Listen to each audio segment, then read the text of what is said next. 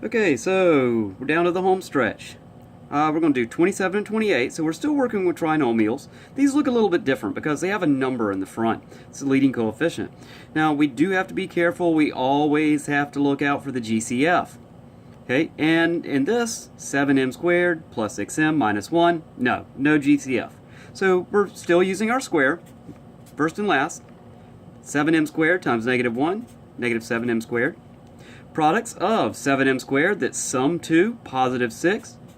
Well, we've done this before. Say 7m, 1m, and since they have to sum to be a positive 6, yeah, let's make this one negative.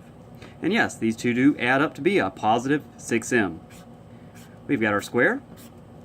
7m squared is right in the middle, negative 1 at the end, and our two factors, 7m, negative 1m, and those two diagonal cells. So now we just find the GCFs of each row. We have m and 7m and negative 1. Between these two, the only GCF we have is 1. First column, we have 7m. Second column, negative next to the edge, so it's going to be a negative 1. So our factored form, 7m minus 1 and m plus 1. Okay, and again, if you wrote those factors in a different order, it is fine. Okay, so now let's look at 28. 28, 3x squared minus 16x plus 20. So no GCF that helps us simplify this. Okay, so we'll multiply first term and last term. 3x squared times 20. We multiply those together, we end up with 60x squared. So we're looking for factors of positive 60x squared that sum to a negative 16x.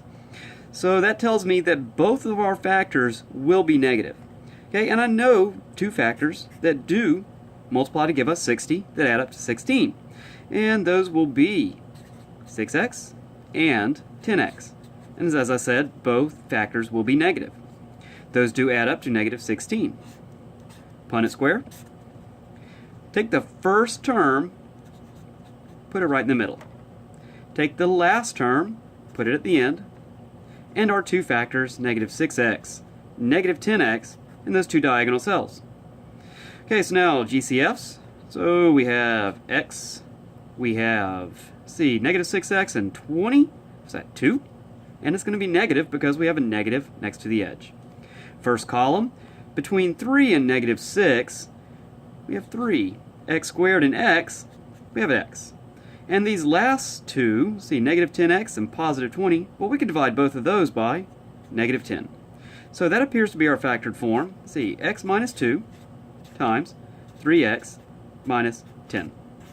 And we can check that, just like we talked about previous. Multiply these first terms together, and are they the product of this first term in the original problem? X times 3x, yes, that is 3x squared. And multiply the last terms together. Do they give you the last term?